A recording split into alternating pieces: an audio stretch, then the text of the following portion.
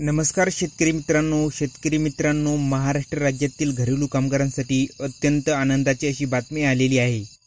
ती आनंदाची बातमी म्हणजे आता महाराष्ट्र राज्यातील घरेलू कामगारांना प्रतिवर्षी 10,000 रुपये मिळणार आहेत। त्याच्यासाठी शासनाच्या माध्यमातून GR सुद्धा प्रकाशित झालेला आहे। तर शेतकरी मित्रांनो, आपण या आजच्या व्हिडिओच्या माध्यमातून नेमका GR काय आहे, त्याच्यासाठी नेमके कागदपत्रे कोणकोणती लागतात व त्याच्यासाठी नेमक्या अटी व शर्ती काय आहेत, नेमका या योजनेचा कोण लाभ घेऊ शकतं, नेमके 10,000 रुपये हे कोणत्या कामगारांना मिळणार आहेत, अगदी सविस्तर माहिती आपण या आजच्या व्हिडिओच्या माध्यमातून पाहणार आहोत। त्याआधी शेतकरी मित्रांनो, तुम्ही जर का आपल्या KK मराठी GR या YouTube चॅनलवरती नवीन असाल तर चॅनल सबस्क्राइब करून ठेवा आणि बेल नोटिफिकेशन ऑन करा, जेणेकरून असेच आणखी नवनवीन व्हिडिओ हे आपल्यापर्यंत येत जातील। चला तर शेतकरी मित्रांनो, नेमका GR काय आहे ते अगदी सविस्तरपणे पाहूया। तर शेतकरी मित्रांनो, तुम्ही इथे बघू शकता दिनांक 6 मार्च 2024 रोजी महाराष्ट्र शासनाच्या माध्यमातून एक GR प्रकाशित झालेला आहे। या GR मध्ये नेमकं काय दिलेले आहे ते अगदी सविस्तरपणे पाहूया। शेतकरी मित्रांनो, तुम्ही इथे बघू शकता महाराष्ट्र घरेलू कामगार कल्याण महामंडळामार्फत राज्यातील नोंदणीकृत घरेलू कामगारांना मंडळाच्या निधीतून सन्मानधन योजना अंतर्गत द्यावयाच्या आर्थिक सहाय्याबाबत, म्हणजे शेतकरी मित्रांनो, महाराष्ट्र शासनामार्फत जे घरेलू कामगार आहेत त्यांच्यासाठी सन्मानधन योजना ही राबवण्याबाबत हा GR प्रकाशित झालेला आहे। तर शेतकरी मित्रांनो, GR काय आहे ते अगदी सविस्तरपणे पाहूया। तुम्ही इथे बघू शकता महाराष्ट्र घरेलू कामगार कल्याण मंडळाकडे नोंदणीकरिता महाराष्ट्र घरेलू कामगार कल्याण अधिनियमन 2008च्या कलम 11 मध्ये वयाची 18 वर्षे पूर्ण केलेल्या 60 वर्षे पूर्ण केलेली नसतील अशी घरेलू कामगारांची वयोमर्यादा विहित केलेली आहे। म्हणजे शेतकरी मित्रांनो, 2008च्या कलम 11 मध्ये वयाची जे काही 18 वर्षे पूर्ण केलेली आहेत परंतु 60 वर्षे पूर्ण केलेली नसतील अशा घरेलू कामगारांसाठी ही वयोमर्यादा विहित केलेली आहे।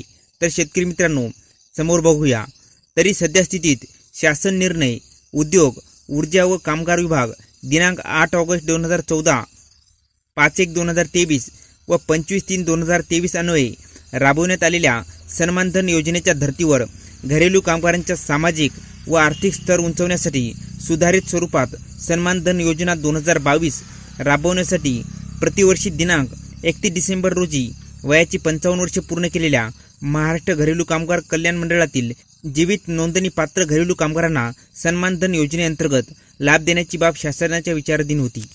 महाराष्ट्र घरेलू कामगार कल्याण मंडळातर्फे प्रतिवर्षी दिनांक 31 डिसेंबर रोजी वयाची 55 वर्षे पूर्ण केलेल्या जीवित नोंदणी असलेल्या पात्र घरेलू कामगारांना महाराष्ट्र घरेलू कामगार कल्याण मंडळाच्या निधीतून सन्मानधन योजनेअंतर्गत रुपये 10,000 एवढी रक्कम खालील अटीच्या अधीन राहून थेट त्यांच्या बँक खात्यात DBTद्वारे जमा करण्यासाठी शासनाने निर्णय घेतलेला आहे।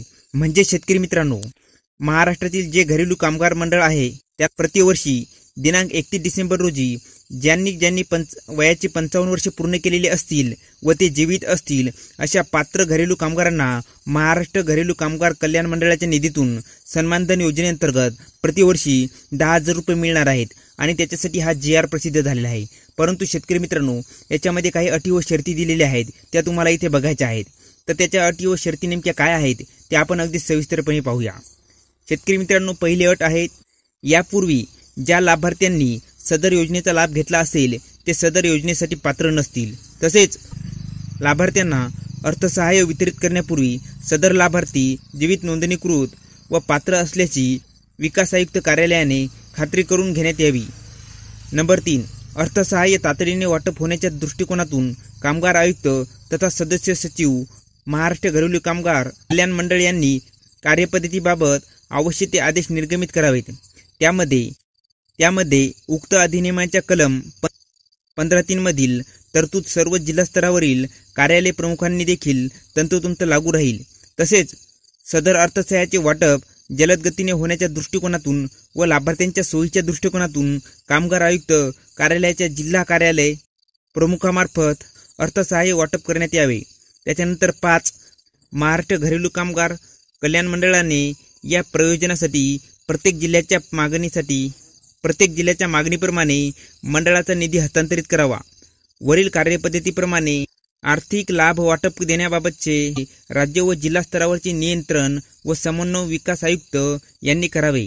तर शेतकरी मित्रांनो, तुम्हाला जर का या योजनेचा लाभ घ्यायचा असेल तर तुम्हाला या सर्व अटींची पूर्तता करणे अत्यंत आवश्यक आहे। तर शेतकरी मित्रांनो, या योजनेसाठी कोणकोणते कागदपत्रे लागतात हे आपण अगदी समोरच्या व्हिडिओमध्ये तर शेतकरी मित्रांनो, हा होता सन्मान धन योजनेचा संपूर्ण GR। या GR मध्ये आपण अगदी सविस्तरपणे माहिती पाहिलेली आहे।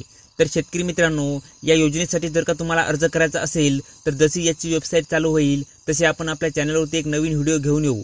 त्या व्हिडिओमध्ये अगदी सविस्तरपणे माहिती येईल, जसे की त्याच्यासाठी कागदपत्रे कोणकोणते लागतात, त्याच्यासाठी पात्रता काय आहे, त्याच्यासाठी कोण अर्ज करू शकतो, अर्ज कसा करायचा, अर्ज कुठे करायचा, याविषयीची संपूर्ण अगदी A to Z माहिती आपण त्या व्हिडिओमध्ये घेऊन येऊ।